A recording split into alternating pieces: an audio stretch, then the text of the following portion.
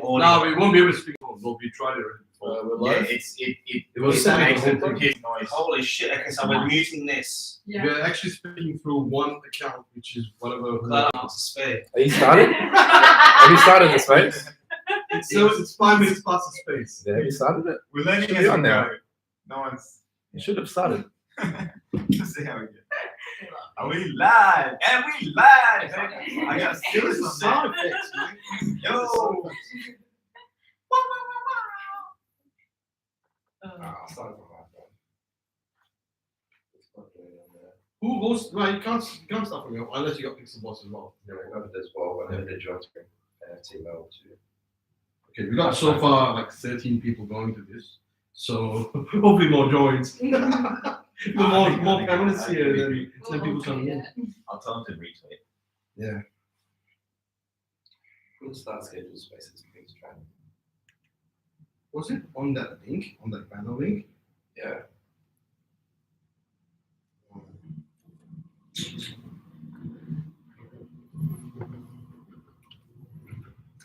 Start you want to scroll it up. Then the other people. Well, Zane could not fetch space.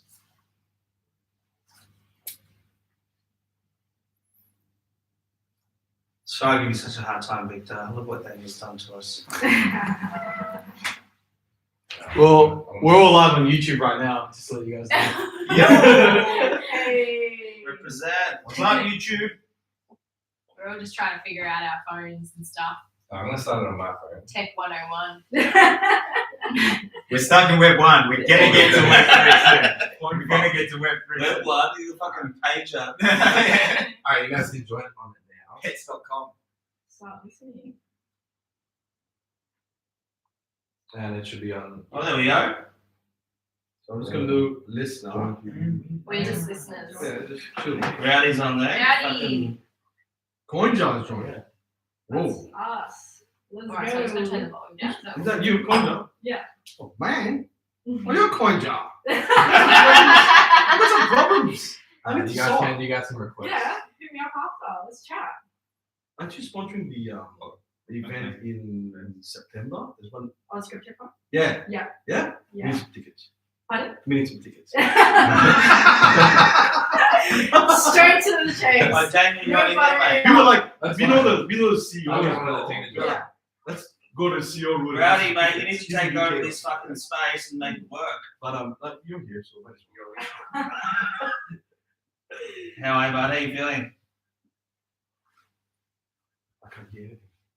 Yeah, we can't hear that, bro. Oh, How we can hear that? Hey, this is a test because we're trying to do a live on YouTube and we're trying to navigate through how this all plays out. Oh, I realized the mic's over here. Yeah, yours isn't connected.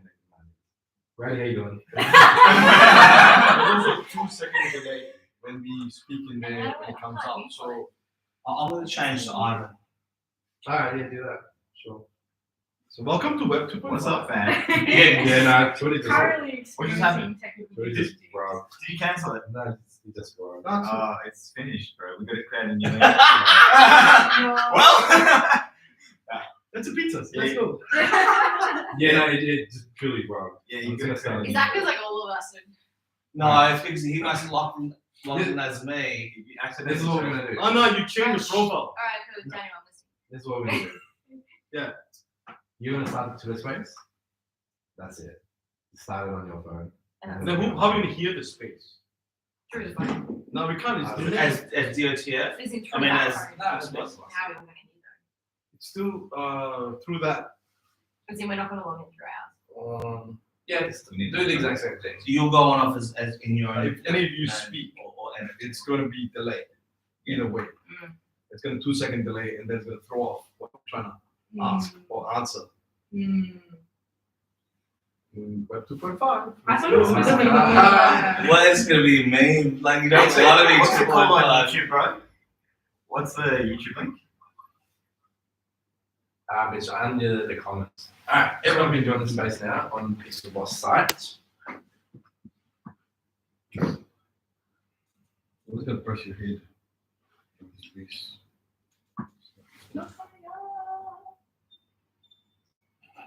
It's on. On. PixelBoss? Yeah. Do you want us to join again? Yeah, everyone join. Everyone join the speakers. All I'm going to do is going to point everybody to the YouTube link. No, just keep people here. Don't go to YouTube and run around. Fuck YouTube. Everyone, we'll try it though, but I reckon Alright, we go on. should stay as listeners because I couldn't turn my volume down because then it was still playing through my phone. I can't hear you. I'm gonna replace the speaker, but just put on. yeah, but can you accept us as speakers? Oh my God. You have two phones. Randy's laughing at us. Hey, follow me back, Konja.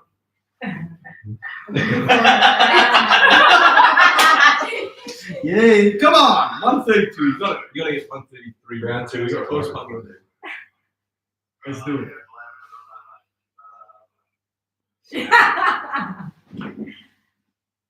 Yay! I gotta follow back from Konja.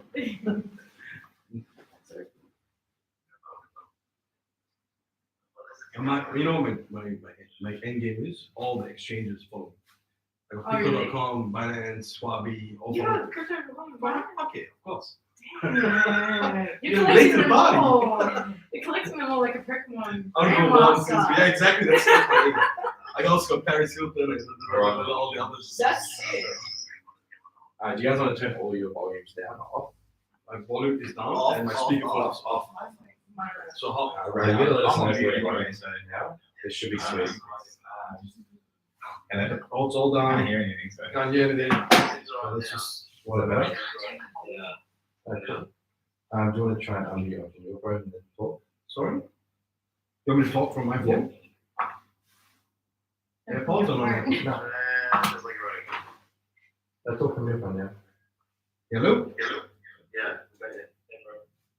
Yeah, that's good. Cool. We start sexy as an include that. Oh, no, that's not. Whoa. We're all gonna turn the volume off. How are we gonna get a cut? I think we have to pass the phone around.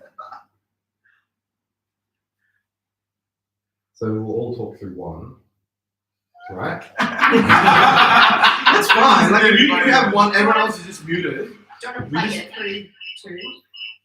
Ooh. Is that rowdy? Yeah. Oh fuck. That guy's like, just, what's going on here? Thank you. This is Web 2.5, guys. So Do do not not. go there. This is how Web 2.5 looks.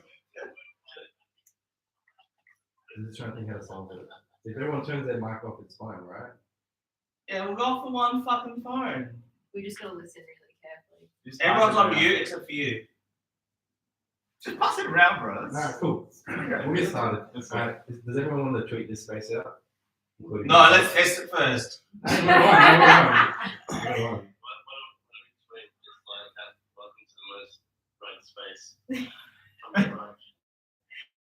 Bring Konja as a speaker. Yeah, we just might not be able to hear you start talking. So, throw some emojis up. We're gonna all mute ourselves, and if you talk, just spam love emoji. Sound good? I can't put mine on. Yeah. Let's start rolling. Everyone can use their phone to speak. I'm just gonna turn mine off, then they won't work, right? Okay, let's give it a go. Ready? If it starts getting groggy, start drawing up the peace sign. You requested. Alright, cool. Now we're going to start this space. So this is the Web 2.5 space hosted at the PixelBoss headquarters. So we've got Ivan from PixelBoss, Matt from Not Toasted. We've got Danielle from Danielle Weber. We've got Ray from the Bread Brothers, and we've got Miss Nat from Wangja. I want to throw this to Ivan. Let's start with Web 2.5. Start the conversation. What is Web 2.5? What do you mean by that term? Yeah, awesome. Nice guys. Well, it's just fucking point zero. Unmute. No, mate, I'm a bit special, not that special. I'm trying to unmute and it's not allowing me to. That's what he's trying to unmute. And I can't mute mine, so. We'll start with Matt then. In terms of when you hear the word Web 2.5, what comes to mind? Do you want to talk on your phone? Sure.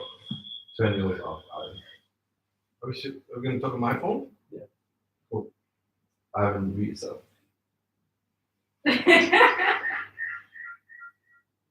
Yo, can you hear me?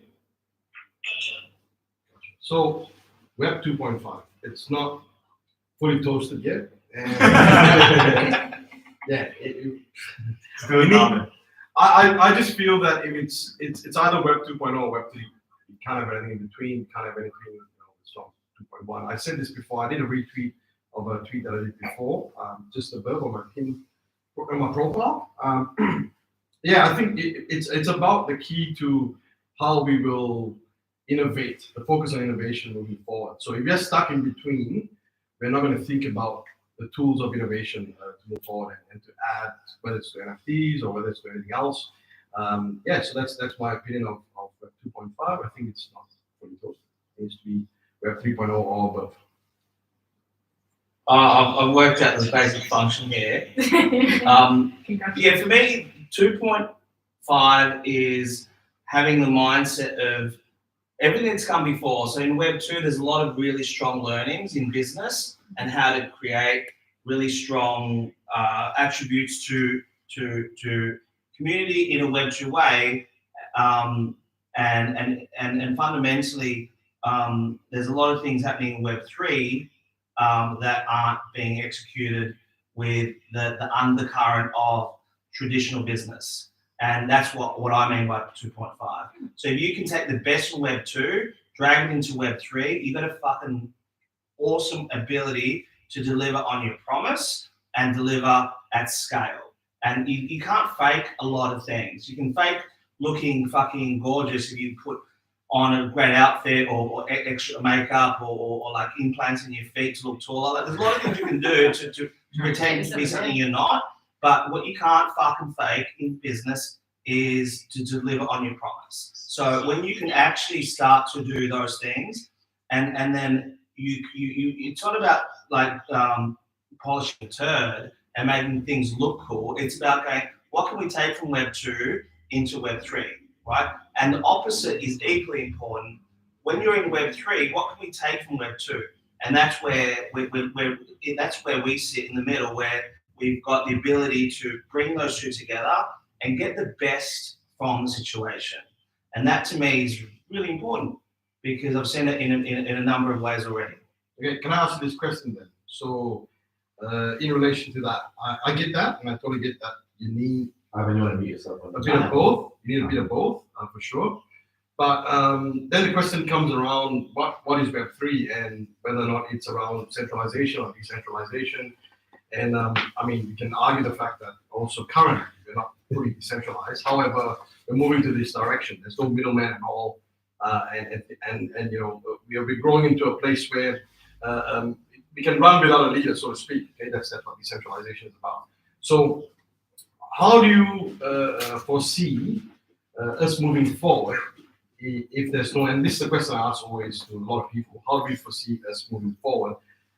Without any creators or founders into Web3. So, for example, if you were to create a product or project in Web3 without any person starting it, how does it evolve over time, and how can it evolve over time? Okay, if you're always focused at the Web2 sort of or Web2 management or customer service and all those other things with it. Yeah, I'm not gonna lie, I'm a little bit.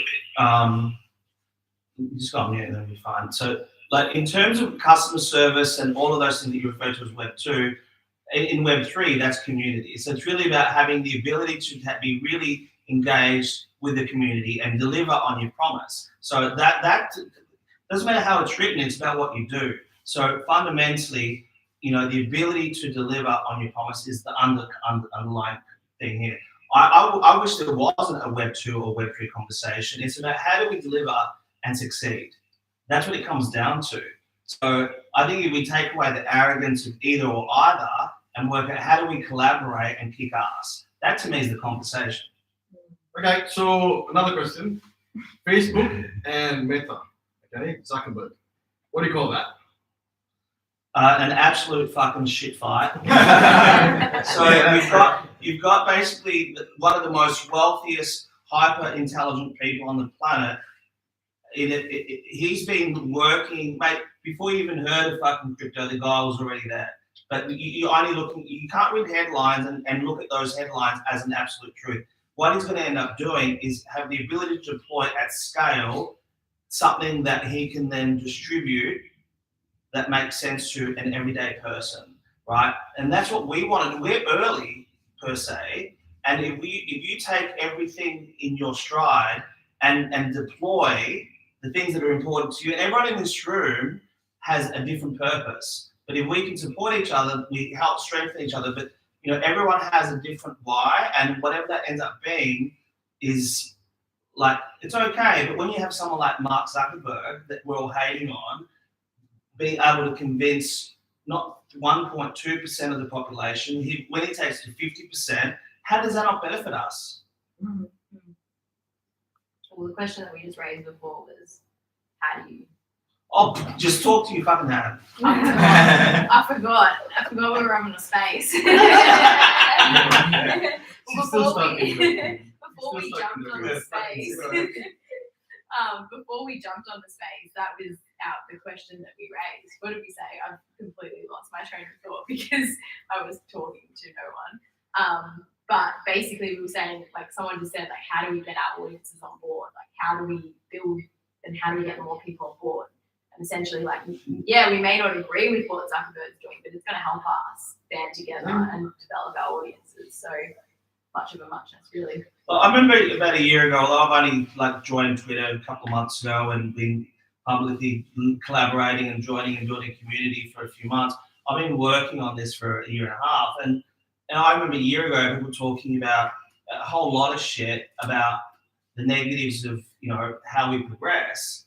And I think to me it's about taking the best of what you're trying to create in order to create a better future for whatever it is that you stand for, because everyone here has a different purpose. I don't know, that's just my point of view. Agree, definitely agree. You go. For me, can you guys hear me all right? The echo is only for us. Okay. Yeah, so don't worry about it. So Ray here from the Bread Brothers. So for me, it's all semantics, right? Web 2.5. It's kind of I kind of agree with Toast in that it's either Web 2 or it's Web 3. But if I was to define Web 2.5, I define it as this midpoint where everybody is starting to dip their toes. All these Web 2 businesses are starting to experiment. A lot of the projects that we see today that we might even classify as Web 3.0 are case studies for the real. It's already moved on to 3.0. Well, Web 3, 3.0 is the same thing. 3.5. 3.0 is the same thing. But I think a lot of these projects that we look at now and we might consider them to be Web 3 are just case studies for the big boys that are really going to come in and we're not even, this is like the .com era, right? It's like everyone's experimenting with little things and we haven't eventuated to the potential that is Web 3. We're just kind of in this middle space of testing the boundaries. It's like we're all on the spaceship together and we're looking out the window and trying to figure out where the fuck we're going. Brady's got a question. Brady, jump in.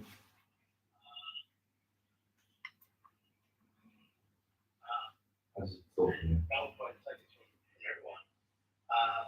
So the thing about Web3 is Web 1 was obviously invention of the internet, read only. Web 2 is read and write. Web 3 is our own. So that's essentially Web 3. We can debate it all we want, but that's the fact. That's what it is. So, but it's really interesting, right? Because we've got I feel like it's either Web 2, Web 3, and I guess we're somewhere in the middle right now. Right? We're trying to figure it out, but we're dipping our toes in Web 3, and I essentially think that that's what Web 3 is. It's its own. So how does Web 2.5 sort of come to play in that sense? Look, I mean, for me, Web 2.5 is not about being either or. It's about really trying to get the best from both. Because Web 3 is a bag of shit, dude. All it is blockchain that actually delivers on transparency, decentralizing, everyone being able to share, everybody being able to communicate, collaborate, and taking away the power from the big boys of Google and Facebook. So all it really does is it gives the ability to everyone to share in the spoils. Everyone contributes, everyone benefits. That's what Web3 is, that's what blockchain is. But the business component, which underlines both, is about how do we work together to achieve better results. So I think the discussion for me is not about Web 2, Web 3, it's about collaborating, killing it as a fucking collective, as people that are early to the space. So I'm not against either or. That's why I'm calling it in the middle, and it's about how we work together. Good. Can I say something? So I think it's all a marketing thing anyway, right? Whether it's Web 2.5, 3, whatever you want to call it, doesn't really matter. Honestly speaking, I've been involved on the internet space for about, I would say, 16, 17 years right now. And when I was doing the eBay stuff before eBay, I did not call it Web 1 or Web 1.5 or what, I just called it eBay selling online e-commerce. And then similarly as well, I only heard about Web 2 when I entered the Web 3 space. I did not even know that Facebook is called. That's reality. I did not know that. Right? Yeah. So did we earmark Web 2 when we entered Web 3, or did Web 2 exist before that we don't know about, right? So that's the question we'll ask ourselves. And we are early, and that's what we're calling it Web 3. We're saying, okay, we have entered this realm, we've entered the metaverse. Metaverse has also been around forever. We know that as well through other space and online virtual world. So the point is, whether it's Web 2.5, Web 3, I get your point that we need to focus a community because we don't call it customers, you don't call it anymore as customers, you call it community. You don't call competitors as competitors, you call competitors partners, and you collaborate with them. So it's a different paradigm altogether in this space, whatever you want to call it, whatever number you want to give it to it. I think if everyone understands that principles there and have that intellect to go through and dive in on the tech side of stuff, which is the blockchain element, the decentralization, the nodes, and understand a little bit more even behind, which is what I was lucky the other day to learn a bit more about, which is the Bitcoin maxi sort of stuff. So people that are truly thinking that Bitcoin is all it, and there's no other blockchain that exists ever. I think that's rubbish, by the way. That you need to obviously innovate to move forward. So, point being is that I think if we understand our direction, and add value, continue to add value, that's not going to be a problem. Whatever the fuck you want to call it. Hi everyone, Natalie here from CoinJar. Yay. Let's go! The spaces, let's go. Let's face. Literally, Let's get some emojis for on that. let's get Good. some emojis going. Yeah. And multitask, please. And if you want to tune in from video, you can hit the link that we've pinned at the top, and you can see our beautiful faces and who's behind it. Jump in that.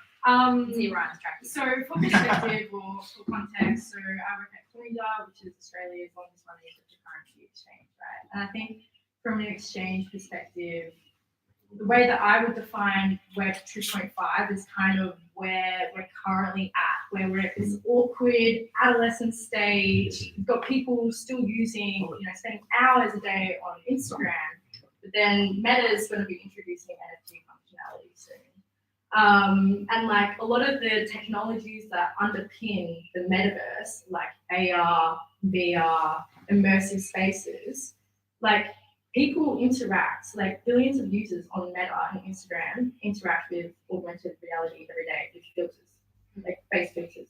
That's all augmented reality. And I feel like moving forward from Web 2.5 to Web 3 is all about integration and interoperability. I think everyone's seen the classic image where it's like Web 2.0, sign in with Gmail, Facebook, whatever, Web 0.3, connect wallet. And I think that doesn't illustrate how kind of fragmented the Web 3 ecosystem is.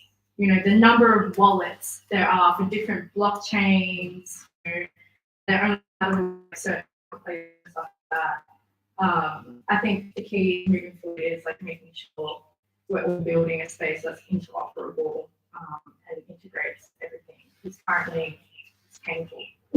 It's so painful from a user onboarding perspective. And one thing I also want to kind of touch on, I think, is the dichotomy between like Web 2.0 and Web 3. And I feel like a lot of early adopters of NFTs are like real big decentralized advocates. Like they're all about self-custody, you know, not your keys, not your crypto. And like when I think, I don't know, this is my perspective, correct me if I'm wrong, but I think a lot of people in the Web3 space currently kind of look down on like Coinbase's offering, for example, which has, you know, MPC, and they like have custody of wallets. But I think moving forward, if we want Web3 to be the future, you know, the internet of value, we want mass adoption, we're going to be, you know, using frameworks that underpin Web 2.0, such as, you know, being able to sign with Gmail, such as not having custody wallets and stuff like that, making it as simple as possible. I've got 10% battery. I'm going to jump in real quick before my battery dies. Yeah, I think these terms, like we're getting used to these terms which really cap us, because we're trying to define a phase in time of technology, right? Web 2.0, 3, but it's not going to stop there, right? It's going to continue to evolve.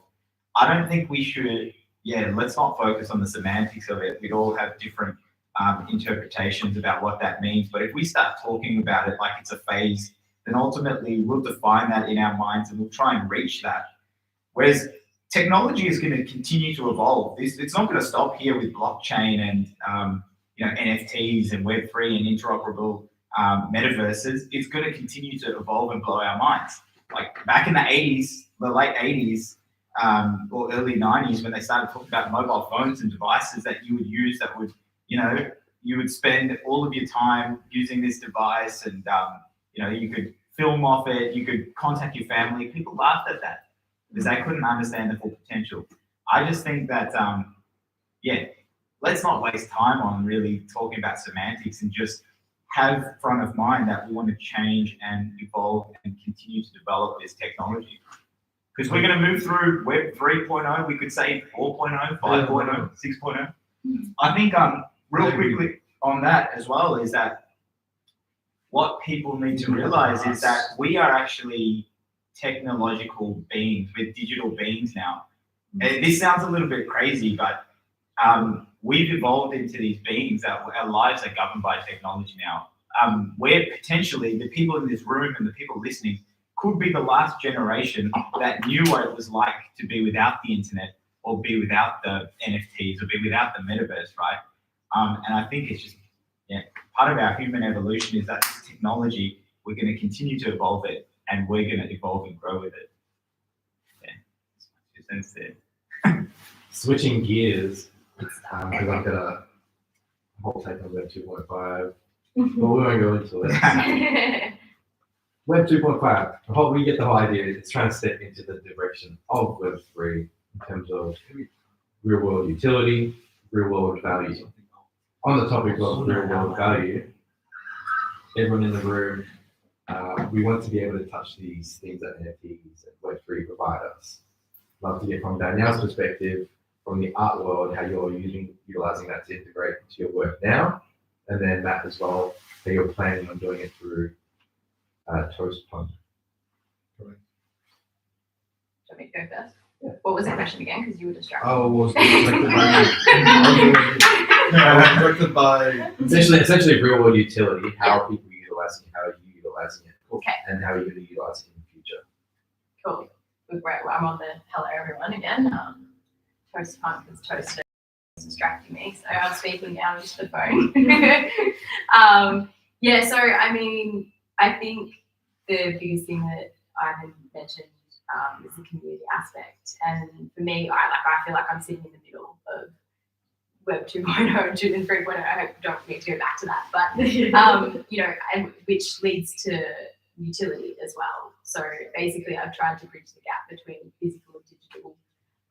You know, I'm still painting massive murals, which I feel like there's a huge gap in education for artists in terms of the NFT space and in terms of the mural space and in terms of how to run a business as well. So that's essentially utility that I hope to add value to my community and to other fellow creators and other people in the space as well. So that's I'm looking to do like an online education platform, which will because I feel like, you know, there's so much that we need to learn. Like we, as we said, you know, it's a bit of a mess at the moment. We've all got a million wallets. We've got everything everywhere.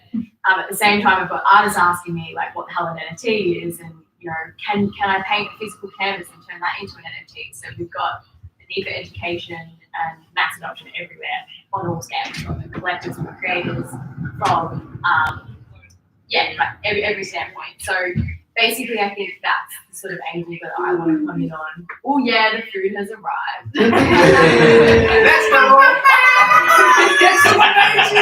Greg Brothers has got his mouse soundboard. I'm sure that's my 2 kids will smash the pizza. Yeah, so I think the way that You did order for it. sorry for the distraction, everyone's hungry over here. I think the way as an artist, I've obviously launched my NFTs. They've been small collections. I've tried to stay true to my craft and my current business that I've worked over 12 years to develop.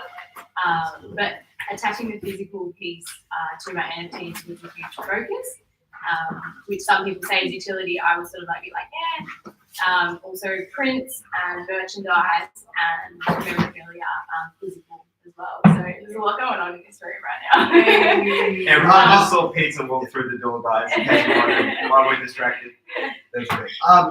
I'll share. Thank you very much. Thanks for that, Daniel. That's a good explanation on the mural side of murals, which I think definitely from one-on-one positioning works very well. I can talk from a collection perspective or a generative collection perspective, with folders, with different elements of the community.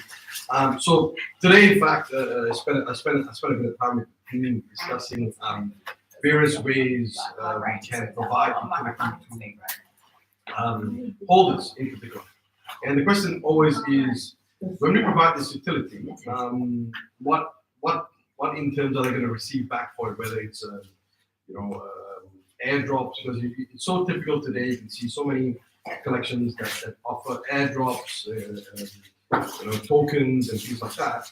What else can you offer? So we're always trying to think outside the box. And today I had a few different thoughts that came past my mind, and I ran it through my team. And it's still possible to actually do these things. So, for example, we were looking at acquisitions of YouTube channels and various other things where we could take over their content and deliver content and monetize through the typical Web 2.0 style of YouTube monetization, and then share that back with the community, things like that. So there's all these options that you can look at. So your question, Daniel, about what's utility that you can provide. I think there's so much to it.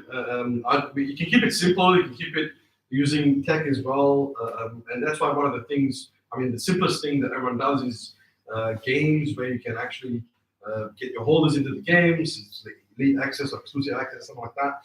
But is that enough? The question is that enough, or could we actually do more than that? Could we have a sharing of revenue, and then you got the other equation of securities and things like that.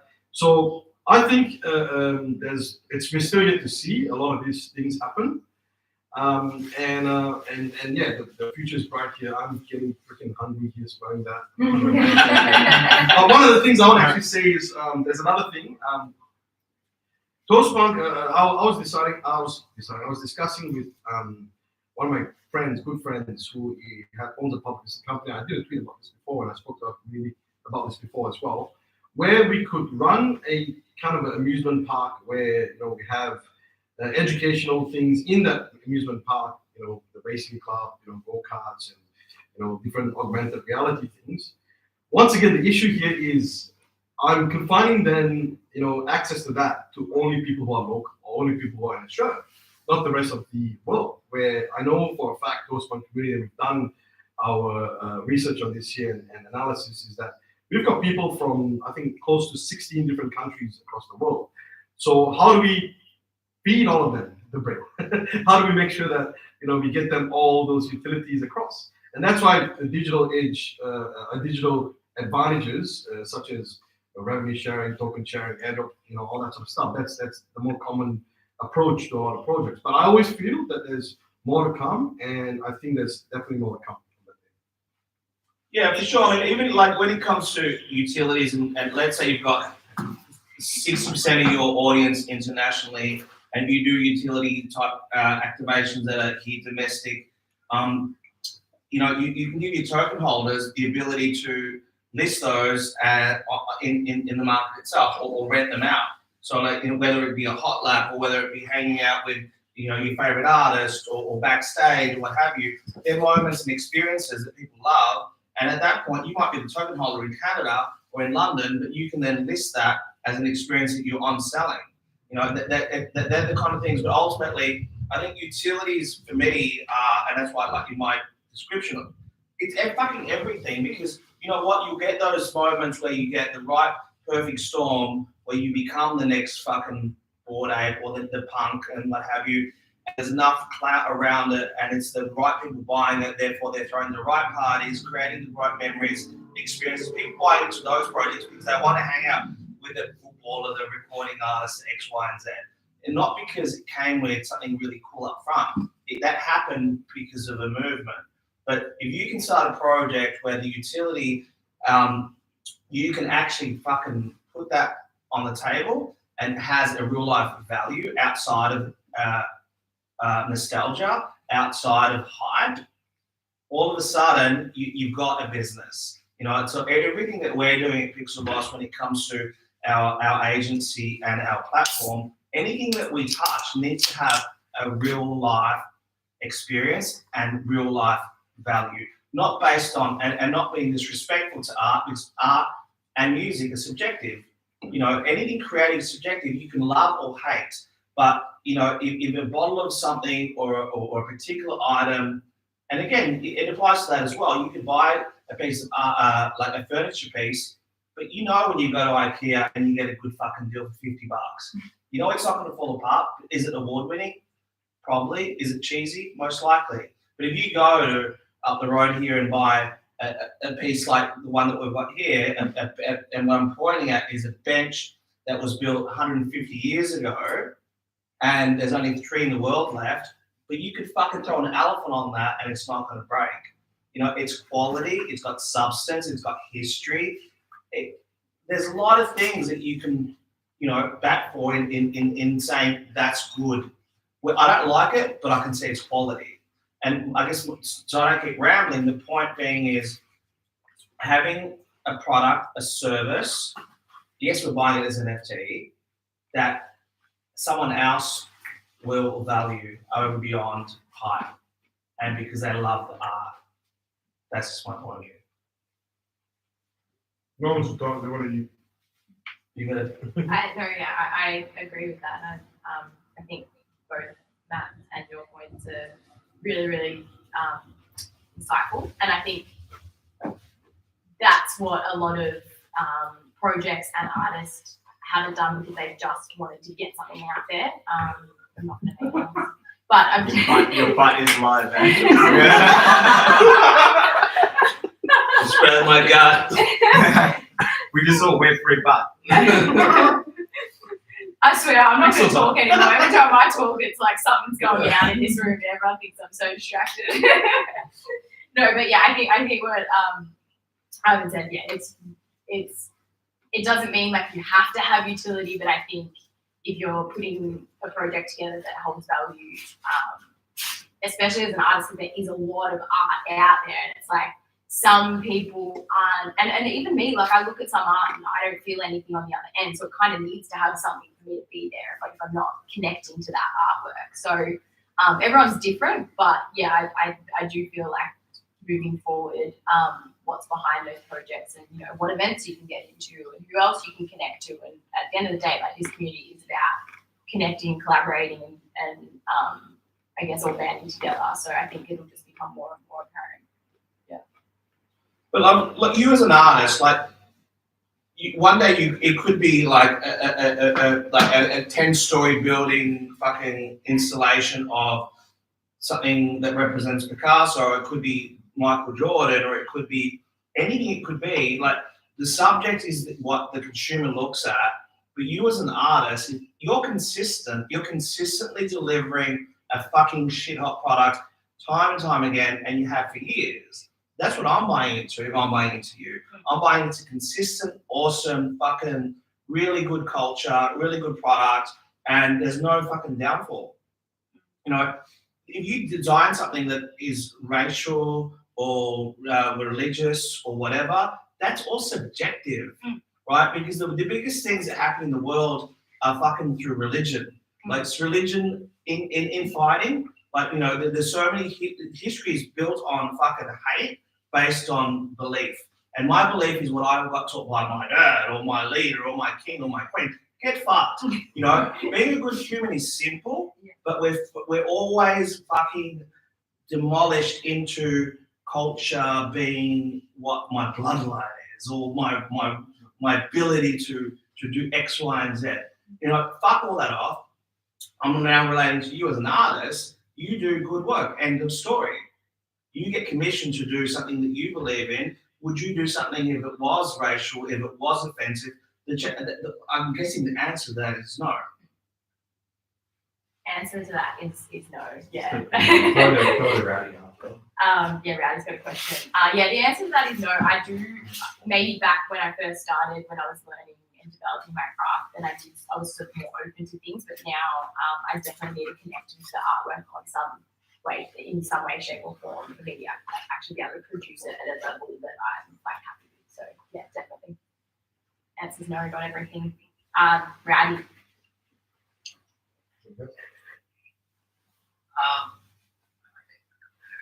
Utility with NFTs is it's debatable, but at the same time, we've all been really sort of accustomed to be really ungrateful and really entitled to have, oh, well, you've got to have this entity because it's going to pay you X amount for the rest of your life or whatever, and then we get frustrated when we don't get these NFTs that have this stupid utility behind them that just aren't sustainable long term. And I think that has, again, just implemented entitlement to a lot of people in life, like or in this space. And also, it's just people become ungrateful, you know what I mean? Like, I've seen a lot of people make a lot of money in this space, and then, you know, when I bought this NFT, but they said they were going to do X and this wrote back, and you know, they didn't deliver or whatever, and then everyone's like, oh, the road is this, and there's negativity and backlash on top of that, right? So the utility is whatever you want to put it in, whether that be physical, digital, whatever you want to call it, whatever you want to outline. I hate digital. And not all NFTs have that utility at the end of the day.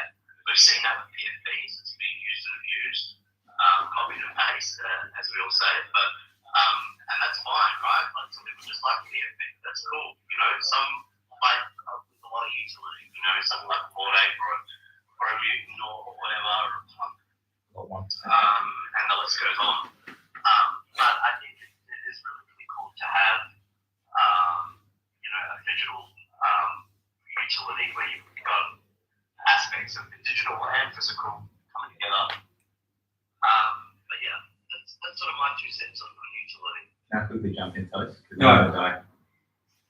Hey man, my battery's about to die. Oh, I'm hearing echoes all over the Sorry. place. My battery's about to die, so I'm just going to put in my 2 cents, and then I actually might have to head back at 8:30, guys. And guys, just real quickly, hope it's all right for me to do a real quick shill. If you are interested in crypto, we have a space at 9 p.m. crypto update on the market. That's a quick one. But no, to Rowdy, to your point, I completely agree with you. I think we're in this space where people are really exploiting. We're in this very much, everyone's trying to take advantage of each other. Everyone's just trying to make profit. No, and there's a lot of people who aren't actually building anything. And I think the importance about this, the importance of us together being in this space, and I guess contributing to this space is you have to have the mentality that you want to give more than you take and develop this space, develop the future. Because if you are always like right now, look at the culture, man. It's like, let's be honest about this freaking DJing culture.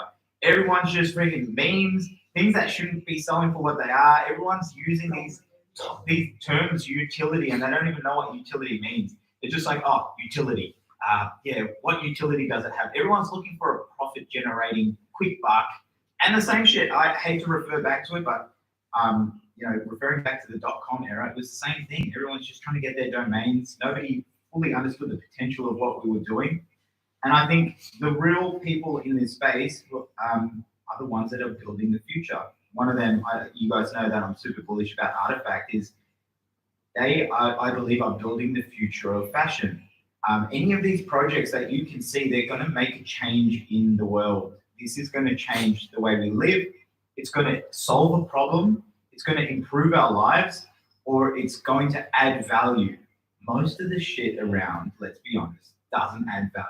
Everybody's just trying to exploit each other and front run each other and make money, and derivatives come out with no unique concepts and all of that. That's what I actually hate about this space the most, right?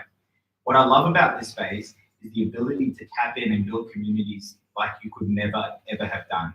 Like, speaking of Danielle, she's able to tap into a community around the world that she may not have been able to reach with NFTs. Or, some of these Web2 businesses, small scale local businesses, they're now able to, you only see the massive companies that were able to, get listed on the stock exchange and offer that kind of value. But now you've got businesses in Web2 local businesses that have an entirely new way of creating a loyalty or membership program where it's almost like they're creating shares for their business through NFTs. And there's all this interesting stuff that's happening. I think it's super important that everybody that's listening to this right now, if you really want to take advantage of this space and be part of this Web3 community, you need to give something. Don't be always thinking about what you can take and how you can profit.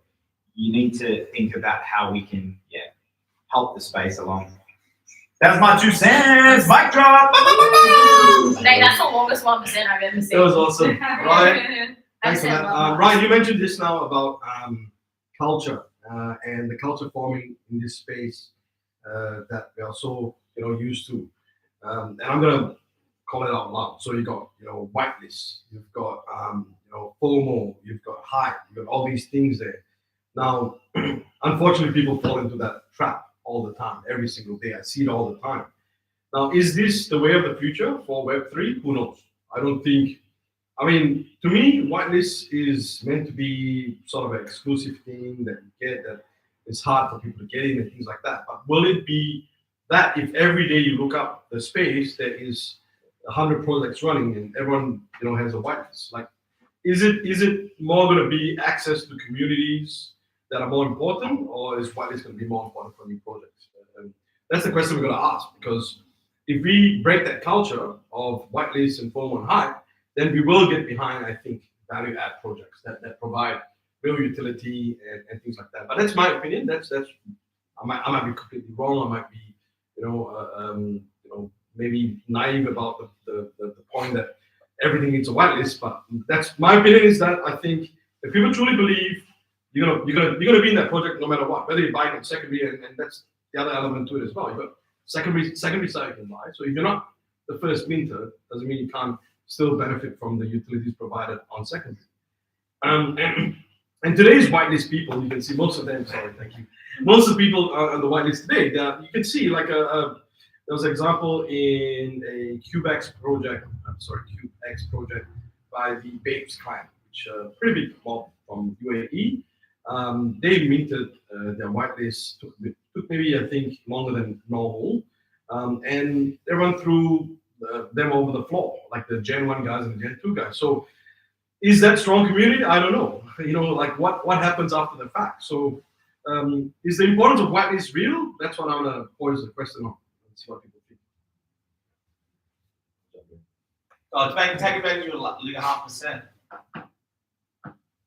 See how long. I'm on 1%, guys. So if I get rugged, I'm going to be driving home. And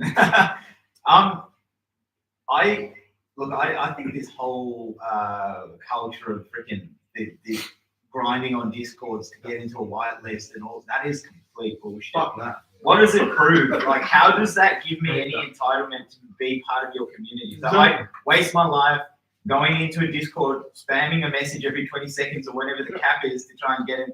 Like, this is all, like I said, it goes back to everyone's trying to exploit each other, right? And what we're essentially doing is similar to like these luxury brands and all that. We're exploiting human psychology, and we're like exploiting, right now everyone's exploiting FOMO, the need to want to identify with a particular community, all that kind of stuff. If you want to be inclusive, I don't think the method, maybe there is some entitlement to whitelist or something. There's some entitlement to, represent a community, but the current methods that people are doing that is crap. It's just stupid.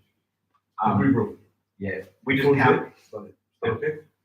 The phone? Oh yeah, I'm still on. Yeah, Go. Toasty just gave me a fist pump in case if you tune into YouTube. But you can shove a lot of outros and you die. Guys, I think everybody listening, with your collective attention, you're keeping my battery level up on the 1%. Anyway, I think this whole Solar.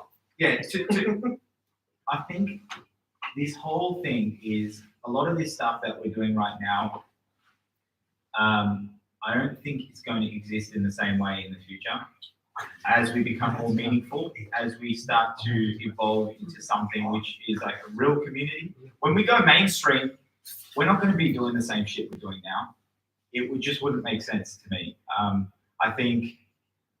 I think some of these big boys, like these big Web2 companies and some of these big players, are sort of watching and looking at what everybody's doing right, what everybody's doing wrong. And when this all becomes part and parcel of our life, this whole space, do you think the masses are going to sit there, I don't know, on trying to get on whitelist, grinding on Discord? And Discord is incompetent. Let's be honest, Twitter's incompetent. There's going to be a new thing that comes out. There's going to be constant improvement. Look, we were just on Clubhouse, 2-3 months ago or something. I don't know, maybe 4 months ago. And then we left that. Now we're on Twitter, and potentially we're going to leave Twitter Spaces and we're going to go to LinkedIn. And we're changing. Let's go! Alpha right there, baby. I'm not going to move 65% of all the DJs across the link. No. They don't want to dox themselves. Let's see how we go. But look, what's important is, guys, if you're listening to this space, if you're part of this community, all of these OGs that are sitting here right now, I'm excited to be part of this community building with you guys, because I think you guys have your head in the right place. The fact that we're doing this right now in real life, we're sitting eating pizza, speaking about what the future potential of this space could be and how we can work together and how we can improve it. That's the kind of dialogue that we need to have. Absolutely. Yeah, adding on that point, when it comes to mass adoption, I'm definitely not an OG.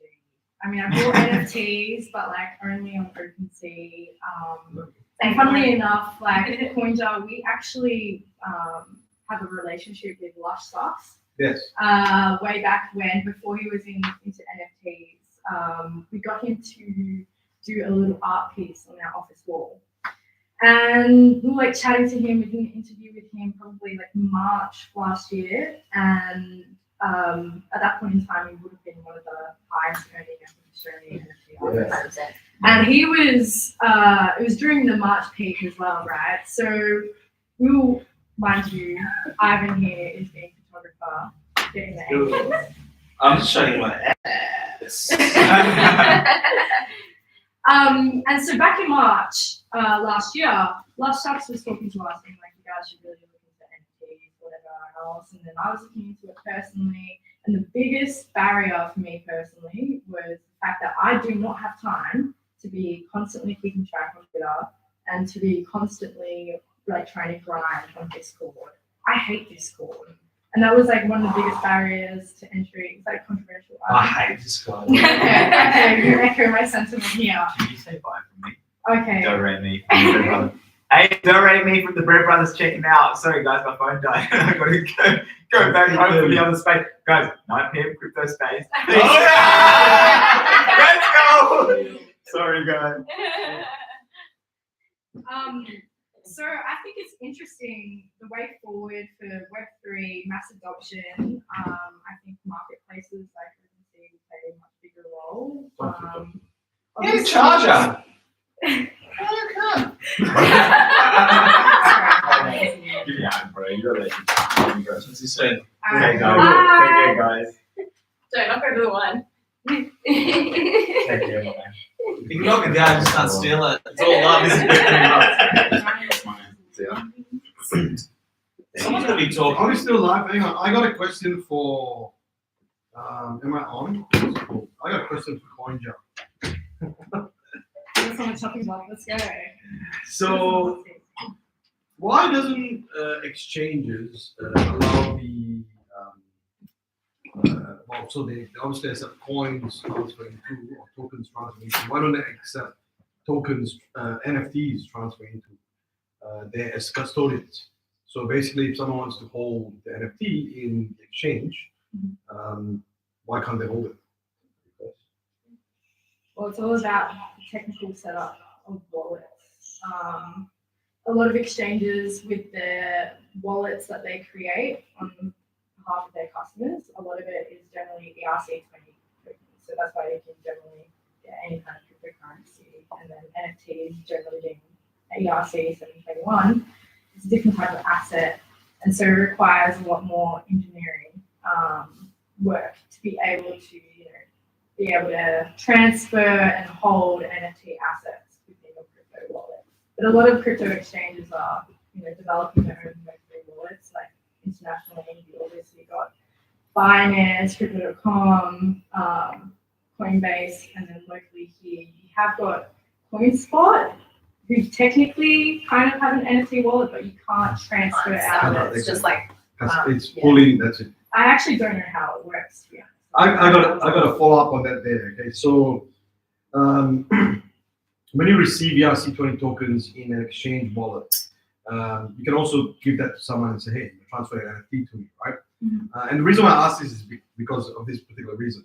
So CoinJar, Brett Harvey, which is the North Melbourne ex-North Melbourne captain, now is a speaker on 3AW for AFL. He's one of the Toastpunk holders, and at the very beginning, he said, "Oh, transfer me into Toastpunk." So I did. I transferred into Toastpunk. He gave me his wallet. And he gave me a CoinJar wallet to transfer into. Now that NFT got transferred, okay, but we don't know where it is right now. It's missing. It's gone. It's basically gone into CoinJar. Now I'm guessing he's one, but there's probably plenty of other people that don't know that their wallet can't accept ERC721 tokens, but it still goes through on the blockchain, right? Where do those NFTs go? That's a brilliant question. Go to that bag. Yeah, it's in my bag. Look at our pockets. That's a brilliant question. It's honestly quite a technical question, but as it stands, a lot of crypto wallets on exchanges, they're unable to receive ERC721 assets at all, and that's due to, But people make mistakes all the time, right? But whenever you try and send something externally from your wallet, like on CoinJar, I always tell you it has to be a native ERC20 token. We are working on, implementing, being able to send tokens across the native network. So, for example, being able to send Polygon tokens on the Polygon network and not as an ERC20 token, which also incurs gas fees. But that requires a lot of engineering and technical infrastructure work. No, I get that. I'm very curious to know, and guaranteed, as what we're talking about today, Web 2.5 crossover people coming into the space. There's guaranteed there's plenty of people out there that don't know what to transfer where. Like there's Binance wallets that you can't transfer to Binance EP20 addresses versus ERC20. There's so many things there. And yes, there's all these notices there that tells you where to transfer, how to receive, etc. But guaranteed there's a black hole somewhere, and it's not an OOO address. It's an address in one of the exchanges that sit down with all these NFTs and those tokens that basically go missing or they can't relocate it again. So yeah, I'm just curious to know, what the exchanges. You're coming from an exchange, so what do you guys do with that? Well, I can assure you don't have some black box. NFTs, There'll be like a vault somewhere. we're just rubbing our customers. She had to drive and waiting. Exactly. You got me. No, like I can assure you, you don't have any sort of like black box. Yeah, that's cool. ERC 721 assets sent over to a Coinbase wallet. That we just like taking it through ourselves. I think that's like quite a technical and nuanced issue in relation to how Ethereum and different wallets are. Because kind of reverse. It's fascinating. I was talking to Dill the other night, speaking on what is going to happen in 20 years, 100 years from now, when we look back and 100 CryptoPunks go missing because someone lost their key, or Matt that owns the ecosystem within his project and he somehow loses all his keys. Where do all those projects go? That's 500 missing, whatever. Will we be able to unlock it? Do you guys think so in 100 years from now? Or is blockchain that secure that you can't ever? So I can speak from that from a project owner perspective, right? So if you're building for the long term, you have to put security measures in place. Doesn't matter whether it is and our CTO Roman, for those of you that met him and met him, he is the most I would say he plays the devil's advocate in every situation, no matter what, no matter how good, no matter how bad, he plays the devil's advocate in that situation because he's all about ensuring that what happens if a hacker gets to it, or what happens if your computer gets compromised. So we are slapped on the back all the time with him to ensure that it's done. Now, proper projects plan for long term, like what we've got. So the Toast Fund project and the other Racecar project we're building right now as well is under our company called WARP. And WARP has a actual structure, a corporate structure that says any project we start up with, where do our keys go? And the keys are actually physically in various safes everywhere. So we've got like 5-6 different safes and access points and things like that, which is no one will know that unless you're internal and one of us. But at the same time, there's fail safes in case any of us go away, so to speak. Okay. So that's key. That's a good question because a lot of projects, especially the generative project that just pop up in 1 week, kind of thing. They obviously do not think about these things. They just start a project, they go, and they don't have a long-term plan on it there. So it really depends on the project. It depends on the company behind the project. I know a lot of the bigger collections like Yuga Labs, Truth Labs, various others. They have like a full-scale contingency plan, and that's what we try to do as well. Now you can't have that if you're on the you're fully decentralized. If you're fully decentralized, what's going to happen there? Like, you're going to just leave it on there and be the Satoshi and that's it. It's very difficult. So right now, all we can do is fail safe ourselves for the future and plan for the future contingencies. That's it. Same thing as well. So I'm going back on what I'm saying. It is Web 2.0. Until the point where we're fully released into the blockchain. We're recording this on YouTube and in Spaces. Have you come to the 2.5 mindset a little bit? No, I still disagree. I still think your marketing definition of it and my definition of it is totally different. My definition is that yes, you're Web3 with innovation, with crypto, with MetaMask, with trust wallets, all that, but you're innovating forward. You're not trying to stand still in between. You still need fail safes, but you're innovating forward. All right, cool. Just to clarify, I'm all about taking Web 2 into Web 3, and supporting Web3 with old school traditional business values from Web2. That's my stance. That's the Web3. Well then, fucking we're Web 3.5 then. As I said before, we called it earlier on. We called Web3 earlier before it became Web3. You know, Let's change. We're officially Web 3.5. Web5 when the government comes and becomes on the blockchain.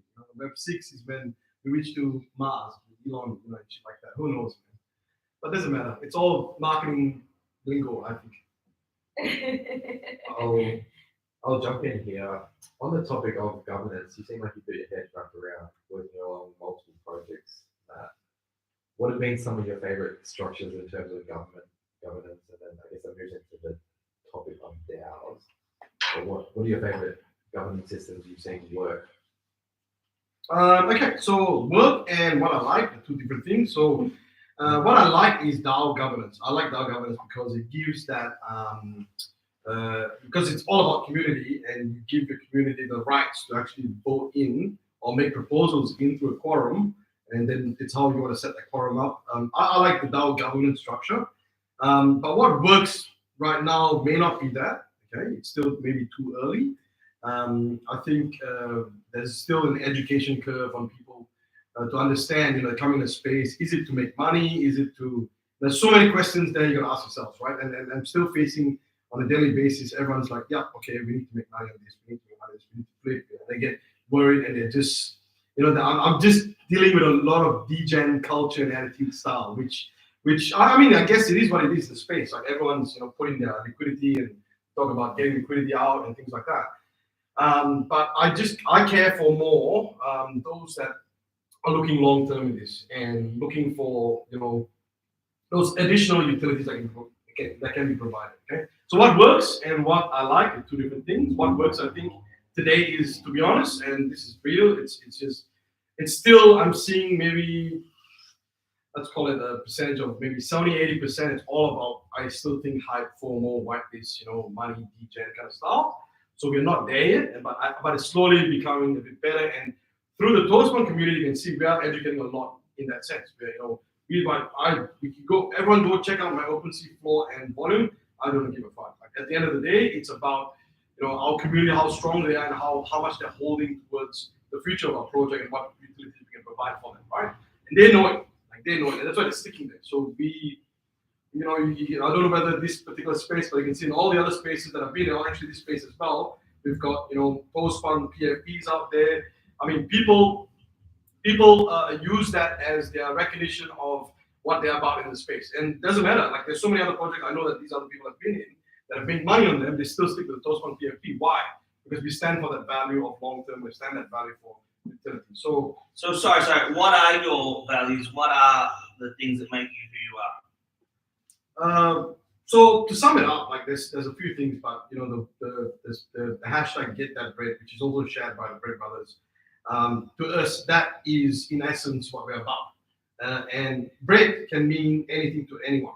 It can mean money, can mean intellect, can mean education, can mean community, can mean friendship, can mean mental health, can mean whatever we want. Okay.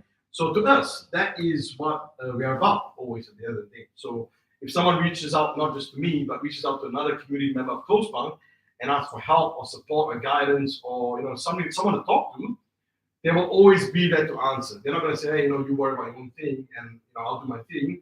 No, we enter each other's sort of family vibes and say, hey, let's learn together, let's do it together. So we've got a lot of people around the globe, and I call them community leaders. So we upgraded them to Discord as community leaders. Not me actually upgrading them. They came to me and said, I want to be community leader of your community. And I said, okay, cool. Which country you represent? A lot of them from Nigeria, Indonesia, Philippines. We've got various communities, Turkey. We've got all sorts. Okay, and what I do for them is I say, listen, this is what I believe in. That's my values. Okay, and that's what the values I think are right for the space. And that's what each and every toast picture that you have on your PFP represents. And that's what they believe in as well. So it's kind of like a family kind of values that we put together. Because it is ultimately like this, like who would think that a picture of a toast would end up being a Web3 PFP of so many people.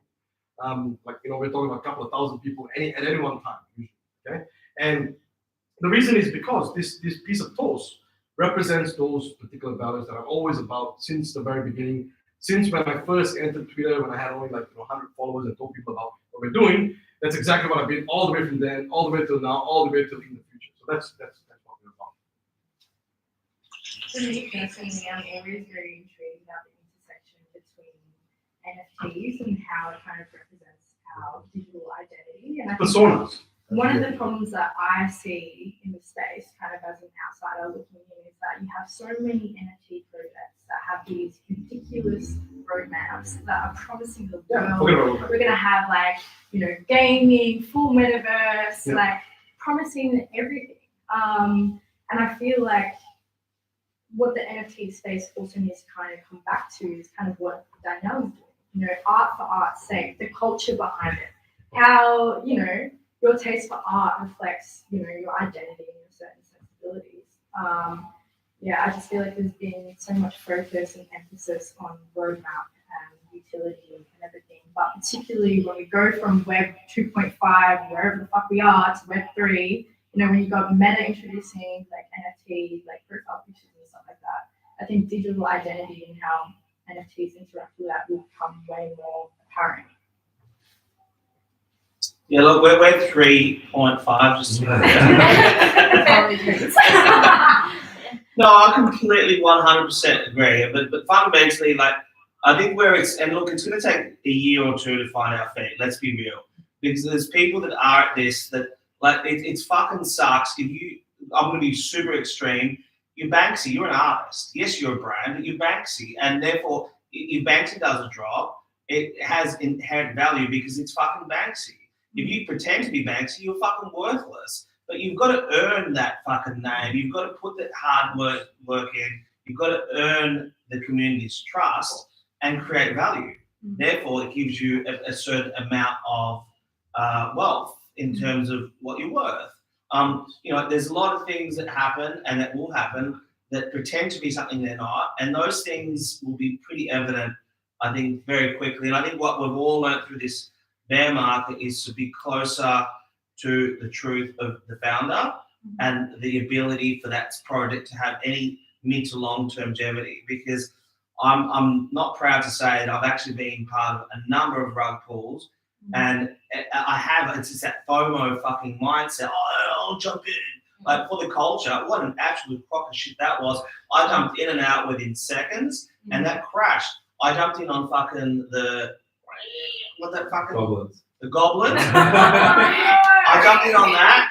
Jumping mid or jumping up the top? Dude, I did good. I picked up at 500, sold at 12.5 grand. Okay. Right?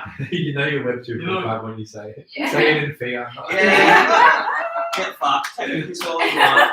One thing is I bought low and sold high. You've kept it now, you're going to make more money right now. No, you're full of shit. You're lying. You want 7 ETH. So I sold it for 5 ETH. Oh, you okay? Oh, you don't even know your numbers.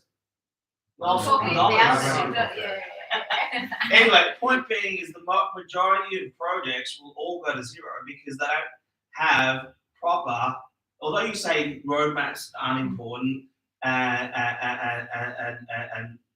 utilities aren't important. I'm not saying that you're saying that directly, but the truth is, if you do have a strong roadmap and good utility, that gives confidence to community. That gives someone that wants to invest in a business, because this is what this is. Every drop is a fucking business. If you have confidence in that business, then that business will return some level of gratitude. Like, for example, Lazy Lions. It's given me fuck all. But here's what it's given me. From a sort of perspective of belonging to a community, I have belonged to a community more rewarding than that. I did 1 or 2 little posts, and it's like in the hundreds of likes.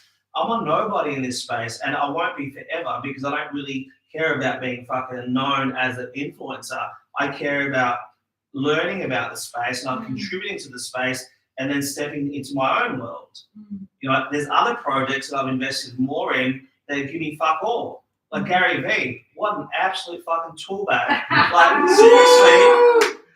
They call it Gary V. You listen to this. It is what it is. It is what it is. I got into the space because of Gary Vee. I respect Gary Vee's business ability and influence, the ability to scale, the ability to do so many fucking cool things. V Friends dropped one, went to the moon. Why? Because he injected utility, he was super engaged, and then he got he found out 35,000. he found out in his own hype, and now he's dropped 55,000 and walked away. Get fucked.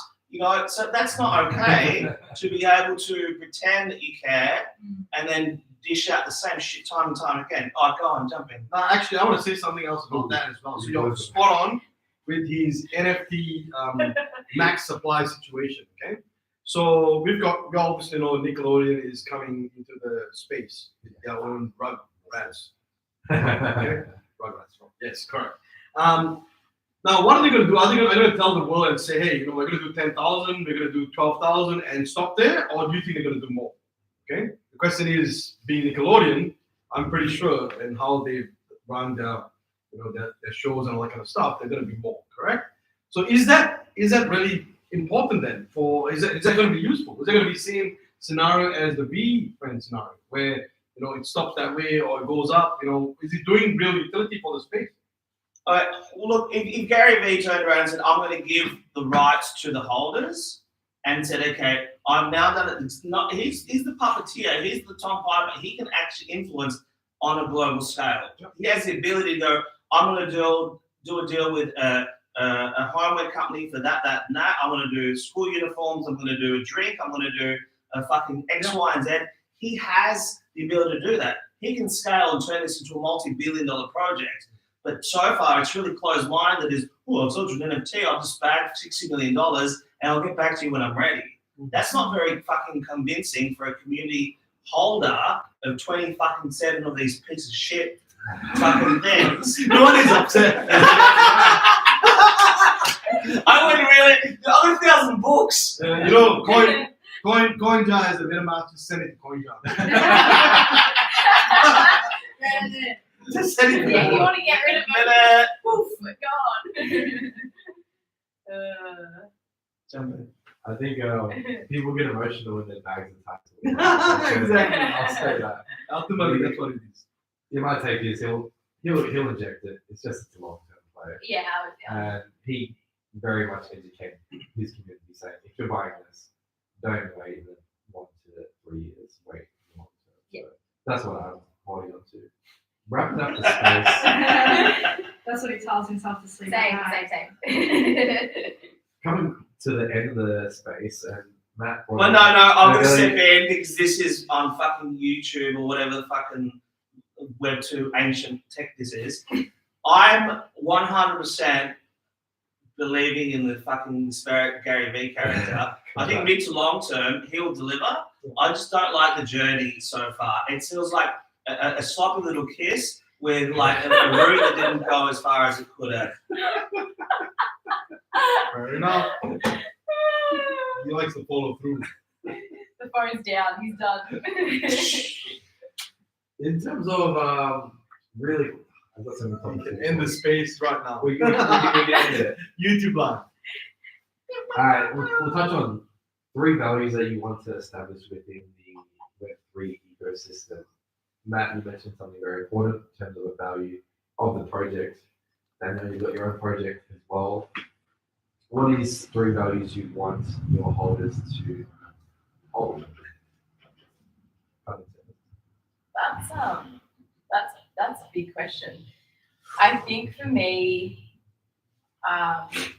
moving forward, like touching on what I said about education, I want my holders to still understand that art is subjective and you don't need to love everything, but you need to connect to what you, like, I guess, buy into or what you invest in. And in saying that, in turn, learn to, like, I think this space has given artists an opportunity to have their freedom back and to really create and step forward and be at the forefront of their projects. So I think one of my values I'd love my holders to have is to have more of an understanding of creators and more of a respect for them, I guess, which I'll do so through educating from all aspects from an artist, from like even just people on the street who still ask me day to day, oh, do you just do this for fun? Like, what's your real job? So I think, education on all the levels, because it's a real thing, and I think you do need to respect creators.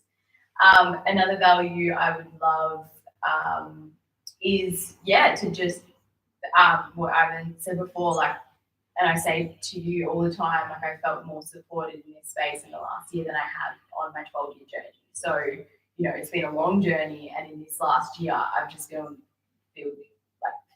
felt so enlightened and just really embraced it. So I think if everyone can band together and feel like that and just support each other, that's a huge thing for me and a massive value moving forward.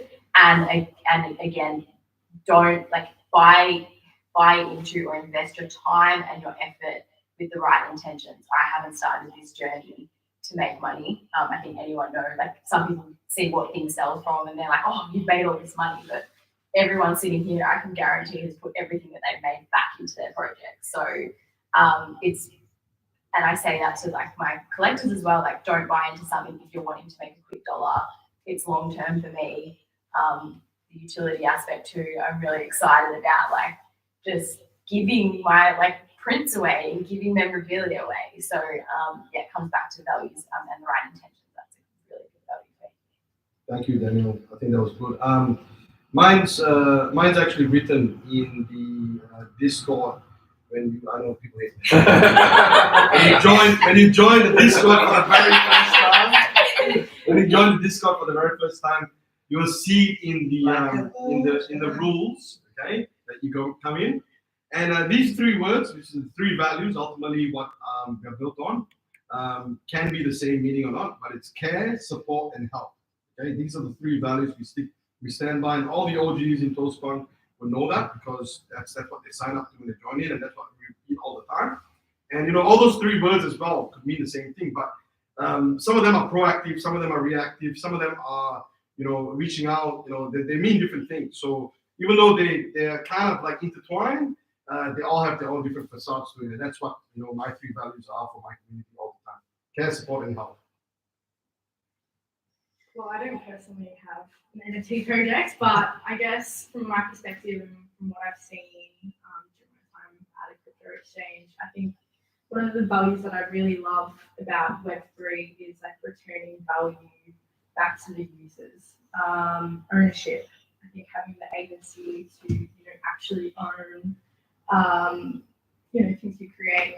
For example, Spotify artists, what they earn 0.0000 something cents for every stream that they get of their IP and their rights to their music.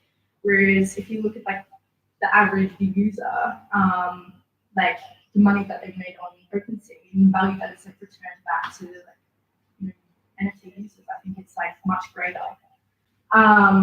So I think ownership is a big thing. And I think the community behind it, the culture behind it, and the fact that it is such a supportive space is a value that I want to continue seeing. Yeah, I mean, I love that, and I completely. It is about sort of how what you get from it is what you need, and there's so many different variables. But I mean, from my perspective, I mean, here we are in at PixelBoss in a space that is going to evolve over the next few months into being our club, our digital space, our physical space, our community space, and we will be launching, and we'll talk about this next week. We're going to be launching a membership drive for 100 members, and we're going to cap it at 100 members because we want to be able to. And I love and agree with everyone that says, when you talk about utilities and being able to give and sustain that ongoing, and that's really important. It's really important that when someone signs up to our club, that they have access to the club, they can use the club, they can use our podcast area, they can use our film crew, they can use our production crew, they can work with our lawyers, our accountants, our business advisors to be able to build their projects, as opposed to being in a fucking, an agency where they're just being profiled in a way that it's unattainable, or they're fucking feeling like they're standing up for the dole. Like, you know, when you're part of our club, you are part of our family, you know, and that's really fucking important. Well said. Talking on the NFT ML side, I've mentioned it at every event. Connect, collect, collaborate, and create. Those are our values, and we'll continue to build them as a large family. And I think the family culture is very much instilled upon multiple projects, which we really love. You get to see individuals build their own families. Is quite a beautiful thing when you end up realizing that a lot of people do. This is on a personal note, a lot of people didn't grow up with that. To see people find that is a massive thing for me. Let's close up the space. Thank you everyone that has tuned in.